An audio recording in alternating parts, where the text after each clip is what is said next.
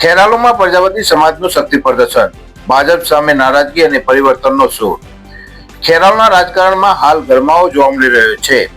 ખાસ કરીને ખેરાલુ ચારગોળ પ્રજાપતિ સમાજની વાડી ખાતે મળેલી પ્રજાપતિ સમાજની બેઠકમાં ભાજપ પ્રત્યે ભારે રોષ જોવા મળ્યો હતો. ટિકિટની ફાળવણીમાં અવગણના થતા પ્રજાપતિ સમાજે એકજૂથ થઈને ભાજપ વિરુદ્ધ રણશીંગું ફૂંક્યું છે. પ્રજાપતિ સમાજનો મુખ્ય આક્ષેપ છે કે ભાજપ દ્વારા ખેરાલુ વિધાનસભા અથવા સ્થાનિક સ્વરાજ્યની સંસ્થાઓમાં સમાજના પ્રતિનિધિઓની અવગણના કરવામાં આવી છે. ભાજપ તરફથી એક પણ ટિકિટ ન ફાળવવામાં આવતા સમાજના યુવાનો અને વડીલોમાં ભારે નારાજગી વ્યાપી છે. આ બેઠકમાં સમાજના અને ભાજપના આગેવાનો હાજર રહ્યા હતા, પરંતુ વાતાવરણ ત્યારે તંગ બન્યું જ્યારે ખેરાલુ તાલુકા ભાજપના મહામંત્રી ગોવિંદભાઈ પ્રજાપતિએ પક્ષનો પક્ષ રાખવાનો પ્રયાસ કર્યો. જેવા તેઓ ભાજપ વિશે બોલવા ઉભા થયા કે તરત જ હાજર રહેલા યુવાનોએ ભારે હોબાળો મચાવ્યો હતો. રોષ એટલો પ્રબળ હતો કે મહામંત્રીની વાત સાંભળવા કોઈ તૈયાર નહોતું અને તેમને બોલતા અટકાવવામાં આવ્યા હતા. જ્યારે ખેરાલુ તાલુકા પંચાયતની 38 સીટ પરથી આમ આદમી પાર્ટીના ઉમેદવાર કમુબેન પ્રજાપતિને જંગી બહુમતીથી જીતાડવા માટે સમાજે સંકલ્પ લીધો છે. આ લડાઈમાં સુરત શહેર દોતોર સમાજ પણ બહારે આવ્યો છે. તેમને 38 સીટના ઉમેદવાર કમુબેન પ્રજાપતિના ચૂંટણી પ્રચાર માટે રૂપિયા 1 લાખનું દાન આપીને સમર્થન જાહેર કર્યું છે. આ સભામાં હાજર તમામ આગેવાનો અને યુવાનોએ એક સુરે ભાજપ વિરુદ્ધ મતદાન કરવાનો અને સમાજની શક્તિ બતાવવાનો નિર્ણય લીધો છે. ખેરાલુ વિધાનસભાના તમામ મહત્વના પ્રજાપતિ આગેવાનોની હાજરીમાં મળેલી આ બેઠક ભાજપ માટે ચિંતાનો વિષય બની શકે છે. વર્ષોથી ભાજપ સાથે જોડાયેલો આ મોટો મધ્યમ વર્ગીય સમાજ જો આ રીતે વિમુખ થશે તો આવનારી ચૂંટણીના પરિણામો ચોંકાવનારા આવી શકે છે. પ્રજાપતિ સમાજે એકજૂથ થઈને સંકલ્પ લીધો હતો કે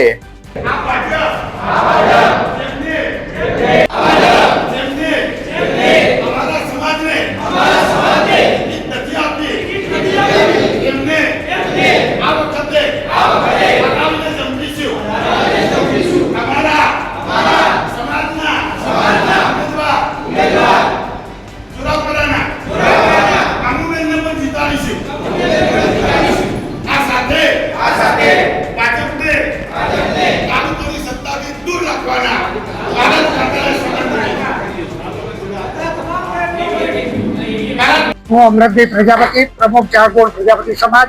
આજે અમારા ચારે ગોળના સમાજના પ્રજાપતિ ભાઈ અહીંયા ભેગા થયેલા તાત્કાલિક જે ચૂંટણીઓ છે એના અનુલક્ષીમાં અને સંપૂર્ણ સંકલ્પ સાથે આજે અમે અમારી મિટિંગ પૂર્ણ થયેલી કે આવનાર ચૂંટણીમાં આખો સમાજ એકી સાથે ભાજપનો વિરોધ કરી અને શક્ય એટલા જે સામે પક્ષના જે ઉમેદવાર જીતી શકે એવા છે એ બધાને અમે વોટિંગ કરી જીતાડીશું. મારું નામ ગોકુલભાઈ પ્રજાપતિ. હું દોતોર 36 પ્રજાપતિ સમાજનો ઉપપ્રમુખ તરીકે હોદ્દો ધરાવું છું. આજે ચારગોળ પ્રજાપતિ સમાજ એમાં ખેરાલુ, દોતોર 36 સમાજ, સાતગામ અને બારગોળ સમાજ એમ કરી ચારેય સમાજના આગેવાનો અને મિત્રો બધા ભેગા થયા હતા. અને આજે મળવાનું મુખ્ય કારણ એ હતું કે આગામી દિવસોમાં તાલુકા પંચાયતની જે ચૂંટણીઓ છે એનો અનુલક્ષીને આજે નક્કી કરવા માટે ભેગા થયા હતા. શું નિર્ણય લેવાનો?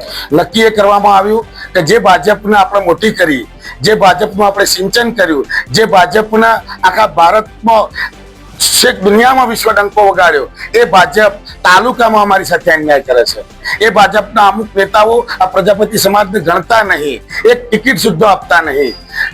એને લઈ અને અમારો વિરોધ છે. વિધાનસભા વખતે અમારી સાથે કમિટમેન્ટ કર્યું હતું કે અમે તમને સલામત રીતે ટિકિટ આપીશું અને જીતાડીશું. એ કમિટમેન્ટ એમને નિભાવ્યું નહીં. 6 જગ્યાએ અમારા પ્રજાપતિ ભાઈઓએ માંગણી કરી હતી, પણ એમના તરફથી કોઈ સેન્સ પૂરી નહીં અને કોઈને ટિકિટ મળી નહીં. એટલે સમાજનો રોષ હતો, ઓછો સમય હતો, છતાં પણ સમાજ એક જ મેસેજથી આટલો સમાજ એકત્રિત થયો અને સમાજે સોગંદવિધિ સાથે નક્કી કર્યું કે ભાજપ વિરોધમાં મતદાન કરીશું.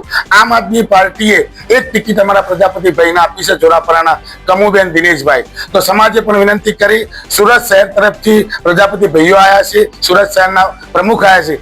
1 લાખ રૂપિયા સ્વભંડોળ કરી દાન પેટે એકઠું કરી અને એ સીટ ઉપર પણ આમ આદમી પાર્ટીએ પ્રજાપતિની મેન્ડેટ આપી છે, તો એમને જીતાડીશું. અને બીજી બધી જ જગ્યાઓ પર ભાજપ વિરોધી મતદાન કરી અને અમારા મતથી જે જીતી શકાશે એને જીતાડી અને વધુ મતથી અમે લીડ અપાઈશું.